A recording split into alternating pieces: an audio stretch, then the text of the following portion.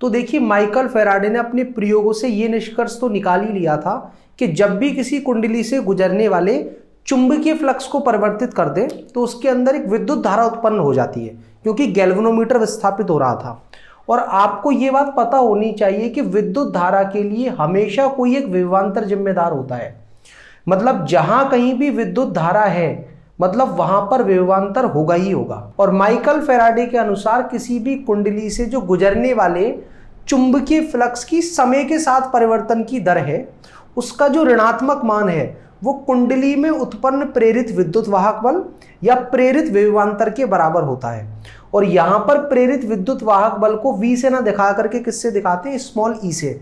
तो ये जो प्रेरित विद्युत वाहक बल है वो दो चीजों पर निर्भर करता है कि आपने चुंबकीय फ्लक्स में कितना परिवर्तन किया और दूसरी बात कितने समय में किया। तो ये आपको क्या बता रहा है, चुंबकीय फ्लक्स की समय के साथ परिवर्तन की दर। इसका जो ऋणात्मक मान है वो हमें क्या प्रदान करेगा, कुंडली में उत्पन्न प्रेरित विद्युत वाहक बल। अब देखो फैराडे ने अपना प्रथम नियम विद्युत वाहक बल के लिए इस वजह से दिया है क्योंकि प्रेरित धारा हमेशा तब प्रवाहित होती है जब कुंडली पूरी तरह से बंद हो। अगर मैं कुंडली को कहीं से काट दूं थोड़ा सा तो विद्युत धारा प्रवाहित नहीं हो सकती, लेकिन अगर उस कुंडली से गुजरने वाले चुंबकीय फ्लक्स को हम परिवर्तित कर रहे हैं तो उसके अंदर विद्युत वाहक बल तो होगा ही होगा। तो फ्लक्स को परिवर्तित करने पर विद्युत वाहक बल हमेशा उत्पन्न होता है। धारा तब प्रवाहित होती है जब कुंडली पूर्ण रूप से बंद होती है, और इतना विद्युत वाहक बल तब उत्पन्न होता है जब कुंडली के अंदर एक ही टर्न हो। मान लो अगर कुंडली के अंदर n टर्न है तो प्रेरित विद्युत वाहक बल जो है वो फेरों की संख्या से गुणा करने के बाद हमें मिलता है। जो भी फ्लक्स परिवर्तन की समय के साथ परिवर्तन की दर है उसको फेरों से गुणा कर दो जितनी भी उस कुंडली के अंदर है, उसका जो ऋणात्मक मान है वो आपको देगा प्रेरित विद्युत वाहक बल का मान। और एक बात ध्यान रखना कि अगर कोई भी भौतिक राशि दो भौतिक राशियों के अनुपात से आ रही है, जैसे यहां पर प्रेरित विद्युत वाहक बल चुंबकीय फ्लक्स और समय के अनुपात से मिल रहा है, तो ये जो हमारा प्रेरित विद्युत वाहक बल है इसके दो प्रकार के मान निकल सकते हैं। पहला मान होता है औसत मान और दूसरा मान होता है तात्कालिक मान। औसत मान में हमें यह पता नहीं करना होता कि चुंबकीय फ्लक्स को किस तरह से परिवर्तित किया गया, बस हमें यह देखना होता है चुंबकीय फ्लक्स में परिवर्तन कितना हुआ और कितने समय में हुआ, और उस समय अंतराल में जो विद्युत वाहक बल उत्पन्न हो रहा होता है उसे हम कहते हैं औसत प्रेरित विद्युत वाहक बल। जबकि तात्कालिक प्रेरित विद्युत वाहक बल निकालने के लिए हमें विद्युत वाहक बल की समय पर निर्भर करने वाली एक समीकरण चाहिए, और वो समीकरण अगर हमें दे दी जाए तो डायरेक्ट आप उसमें समय डाल करके प्रेरित विद्युत वाहक बल पता कर लो। और अगर आपको चुंबकीय फ्लक्स की मान लो समीकरण दे रखी है तो ये जो चुंबकीय फ्लक्स का समीकरण है इसका अगर हम समय के सापेक्ष अवकलन कर दें तो फिर हमें क्या मिल जाएगा, प्रेरित विद्युत वाहक बल का समीकरण। और ध्यान रहे कि फैराडे ने जो अपना प्रथम नियम का कथन कहा है वो यही है, जब भी किसी चीज को हम समय के सापेक्ष क्या करते हैं, अवकलित, तो उसे हम क्या कह रहे हैं कि उसकी हम समय के सापेक्ष परिवर्तन की दर पता कर रहे हैं। और यही फैराडे ने कहा है कि चुंबकीय फ्लक्स की जो समय के साथ परिवर्तन की दर है उसका जो ऋणात्मक मान है वो किसके बराबर होता है, प्रेरित विद्युत वाहक बल के बराबर। तो फैराडे ने अपने कथन से हमें यह समझाने की कोशिश की है कि ऐसा बिल्कुल भी नहीं है कि प्रेरित विद्युत वाहक बल का मान आप दो समय अंतरालों के बीच में ही पता कर सकते हो। आप एक निश्चित समय पर भी प्रेरित विद्युत वाहक बल का मान पता कर सकते हो, बस आपको यह पता हो कि उस समय पर जो चुंबकीय फ्लक्स है वो समय के साथ किस तरह से परिवर्तित हो रहा है। और इस सूत्र का प्रयोग तब करोगे जब कुंडली के अंदर एक ही फेरा हो। अगर एक से ज्यादा फेरे हैं तो आपको फ्लक्स परिवर्तन का जो ऋणात्मक मान है उसको फेरों की संख्या से गुणा भी करना पड़ेगा। और ये आपको पता हो कि चुंबकीय फ्लक्स को हम निकाल किस तरह से रहे थे, B.A से, या फिर चुंबकीय फ्लक्स और क्षेत्रफल के मान दे रखे हैं तो आप BA cos थीटा से भी निकाल सकते थे। B क्या है, वो चुंबकीय क्षेत्र जिसमें A क्षेत्रफल वाली कुंडली रखी हुई है और थीटा कुंडली के क्षेत्रफल सदिश और चुंबकीय क्षेत्र के बीच का कोण है। और फ्लक्स को बदल आप कैसे भी सकते हो, चुंबकीय क्षेत्र को बदल सकते हो, आप कुंडली के क्षेत्रफल को बदल सकते हो, या फिर चुंबकीय क्षेत्र और क्षेत्रफल सदिश के बीच के कोण को भी अगर आप बदल दो तब भी चुंबकीय फ्लक्स परिवर्तित हो जाएगा। और चुंबकीय फ्लक्स जैसे ही परिवर्तित होगा एक प्रेरित विद्युत वाहक बल उत्पन्न होगा। और अगर कुंडली पूरी तरह से बंद है और हमें यह बता रखा है कि कुंडली का जो प्रतिरोध है वो क्या है, तो प्रेरित विद्युत वाहक बल या विभवांतर को प्रतिरोध से विभाजित करने के बाद आपको विद्युत धारा भी मिल जाएगी। यहां मैंने ओम के नियम का प्रयोग करा है कि V किसके बराबर होता है, I इंटू आर के। तो यहां से विद्युत धारा क्या आ जाएगी, E इंटू आर के। लेकिन कभी कभी आपसे ना प्रेरित आवेश भी पूछा जा सकता है कि इस समय अंतराल के अंदर कितना आवेश एक स्थान से हटकर दूसरे स्थान पर पहुंचा। तो उसको आप कैसे निकालोगे, प्रेरित धारा का उस समय से गुणा कर दोगे जिस समय के अंदर ये जो चुंबकीय फ्लक्स है वो बदला गया है। और वो बदला कितने समय में गया है, डेल्टा टी में। तो आपको क्या मिल जाएगा, कुंडली में उत्पन्न प्रेरित आवेश का मान। वैसे आप चाहो तो प्रेरित धारा का जो समीकरण है वो यहां पर रख भी सकते हो कि I किसके बराबर होता है हमारा, E बटे आर के, और उसको गुणा करना है किससे, डेल्टा टी से। तो I इंटू डेल्टा टी जो है वो हमें क्या दे देगा, प्रेरित आवेश का मान। और E हमें पता है कि फैराडे के प्रथम नियम से किसके बराबर होता है, माइनस का n डेल्टा फाई बी और बटे में कितना, डेल्टा टी। इसको विभाजित करना है R से और फिर इसका गुणा कर देना है डेल्टा टी से। डेल्टा टी से आप देखोगे डेल्टा टी मतलब समय अंतराल कट हो जाएगा।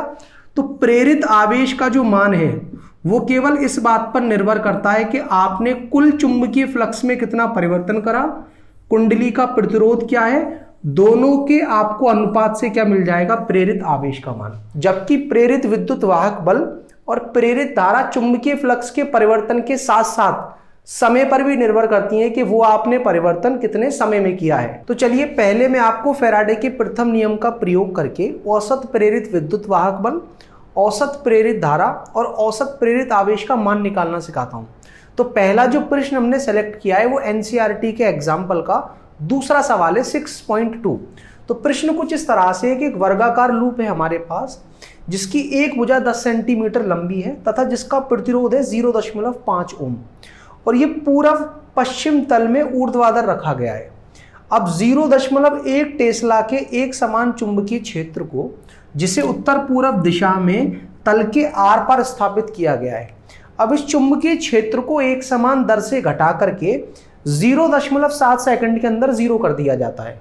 तो हमें क्या करना है कि इस समय अंतराल में प्रेरित विद्युत वाहक बल और प्रेरित विद्युत धारा का मान निकालना है। प्रेरित आवेश इसमें नहीं पूछा गया है। तो सबसे पहले आपको यह पता हो कि ये वाला जो हमारा तल है इसको तो कहते हैं ऊर्ध्वाधर तल और इसे कहते हैं क्षैतिज तल। तो हमारी जो कुंडली है वो रखिए ऊर्ध्वाधर तल में। लेकिन ऊर्ध्वाधर तल में अगर किसी कुंडली को मैं इस प्रकार से रख दूं तो उसमें दो दिशाओं का इन्वॉल्वमेंट है। देखो यहाँ पर उत्तर और दक्षिण दिशा में ये हमारा तल आ रहा है।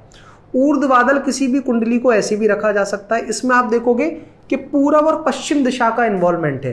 तो हमारी वर्गाकार कुंडली कुछ इस तरह से रखी गई है।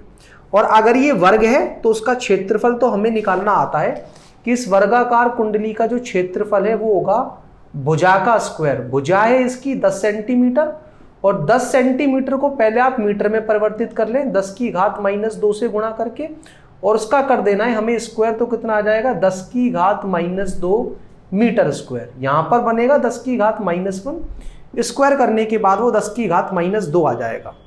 तो हमें ये पता लग गया कि ये जो वर्गाकार कुंडली है उसका क्षेत्रफल क्या है। हमें ये भी पता है कि ये जो कुंडली है जिस चुंबकीय क्षेत्र में रखी है वो है 0.1 टेस्ला का। लेकिन इससे गुजरने वाले चुंबकीय फ्लक्स का मान निकालने के लिए हमें एक तो चुंबकीय क्षेत्र पता हो, साथ में कुंडली का क्षेत्रफल पता हो और क्षेत्रफल सदिश और चुंबकीय क्षेत्र के बीच का कोण भी पता हो। तो हमें बी पता है, ए पता है, अभी कोण नहीं पता है। तो देखो कुंडली अगर इस तरह से रखी हुई है तो उसका क्षेत्रफल सदिश आएगा आपके पास या फिर आपसे दूर। मान लो मैं यहां से देख रहा हूं तो मेरे लिए तो मेरी तरफ आ जाएगा, तुम्हारे लिए वो इस तल के लंबवत कहां आएगा, आपके पास। मतलब ये कौन सी दिशा होगी, दक्षिण दिशा, अगर मैं इस दिशा को उत्तर दिशा मानता हूं। और मेरे लिए वो जो क्षेत्रफल सदिश है वो किस दिशा में आ रहा है, उत्तर दिशा में। और आपको ये बात भी पता होगी कि ये होती है हमारी पूर्व दिशा, ये होती है हमारी पश्चिम दिशा और इस तल में होता है हमारा उत्तर और ये दिशा है दक्षिण। तो चुंबकीय क्षेत्र के बारे में ये कहा गया है कि वो 0.1 टेस्ला का तो है, लेकिन है कैसे, उत्तर पूर्व दिशा में। और जब ये ना बताया जाए कि उत्तर से कितना कोण है, पूर्व से कितना कोण है, तो हम ये मानकर चलते हैं कि पूर्व और उत्तर से वो दोनों ही दिशाओं से बराबर कोण बना रहा है चुंबकीय क्षेत्र।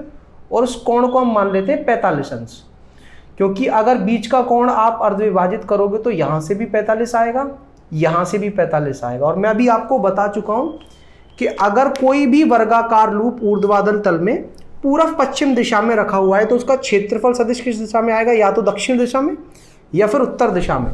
तो क्षेत्रफल सदिश है इसका किस दिशा में, उत्तर दिशा में। मैं ये चाह रहा हूं कि बीच का कोण 90 अंश से छोटा हो, इस वजह से मैंने उत्तर दिशा में ले लिया है।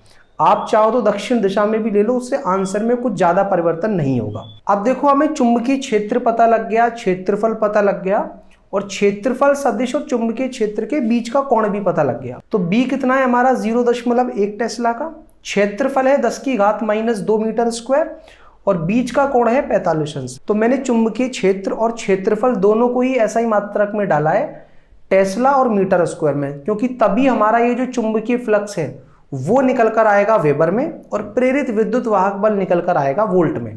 चलिए cos 45 जो होता है उसका मान होता है 1/√2, और 1 को जब आप √2 से विभाजित करोगे तो वो आएगा 0.707, और ये बन जाएगा 10⁻³ तो ये जो हमारा आंसर है उसको हम कुछ इस तरह से भी लिख सकते हैं, लगभग 7 × 10⁻⁴ वेबर।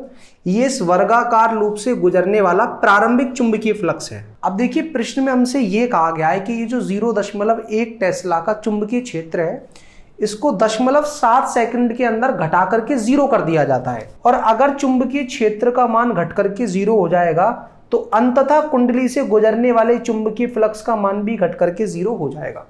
लेकिन जब आप इस चुंबकीय फ्लक्स को परिवर्तित कर रहे होगे तो कुंडली के अंदर एक विद्युत धारा उत्पन्न होगी अगर कुंडली बंद है, और साथ ही क्या उत्पन्न होगा, एक प्रेरित विद्युत वाहक बल। और फैराडे के प्रथम नियम के अनुसार ये जो प्रेरित विद्युत वाहक बल है वो किसके बराबर होता है, कुंडली में फेरों की संख्या गुणा फ्लक्स में होने वाला परिवर्तन, और बटे में वो समय जितने समय में ये हमारा फ्लक्स परिवर्तित किया गया है। तो फेरों के बारे में कुछ कहा ही नहीं गया है, तो हम मानकर चलेंगे कुंडली में एक ही फेरा है। और फ्लक्स का जो परिवर्तन है वो कैसे निकालोगे आप, अंतिम फ्लक्स में से हमेशा प्रारंभिक फ्लक्स को घटाओगे। अंतिम फ्लक्स हमारा क्या है 0, प्रारंभिक फ्लक्स हमारा कितना है 7 × 10⁻⁴, और जितने समय में इस फ्लक्स को घटाया गया है वो है 0.7 सेकंड।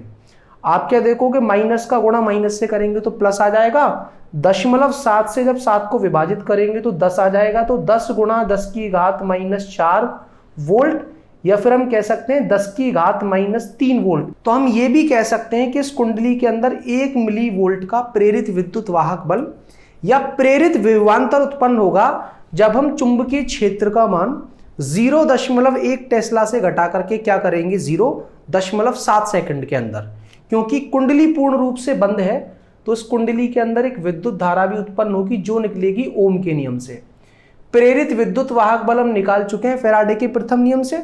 तो धारा को कैसे निकालोगे, जो भी विद्युत वाहक बल है जो इस केस में कितना है 1 मिली वोल्ट, उसको आप प्रतिरोध से कर दे विभाजित जो कि है 0.5 ओम। तो अगर हम 1 को 0.5 से विभाजित कर दें तो 2 आ जाएगा, मिली एज इट इज रहेगा, और धारा का मात्रक होता है एम्पियर। तो इस प्रक्रिया में जो औसत प्रेरित विद्युत वाहक बल है वो तो होगा 1 मिली वोल्ट, और कुंडली के अंदर जो प्रेरित विद्युत धारा उत्पन्न होगी उसका औसत मान होगा 2 मिली एम्पियर का। तो अब आपको ये तो समझ में आ गया होगा कि फैराडे का प्रथम नियम क्या है, और इसकी सहायता से औसत प्रेरित विद्युत वाहक बल और औसत प्रेरित विद्युत धारा का मान किस तरह से निकालते हैं। अगर आप ये जानना चाहते हो कि प्रेरित विद्युत वाहक बल और प्रेरित धारा का तात्कालिक मान किस तरह से निकालते हैं, वो आप इस वीडियो पर क्लिक करके समझ सकते हो। और अगर आप 5वें अध्याय चुंबकत्व तथा द्रव्य से संबंधित कुछ भी पढ़ना चाहते हो तो आपके लिए हमने प्लेलिस्ट तैयार की है, इस पर क्लिक कर आप जो टॉपिक चाहो वो पढ़ सकते हो। कुछ ना समझ में आए बेझिझक अपना सवाल कमेंट करके पूछ सकते हो।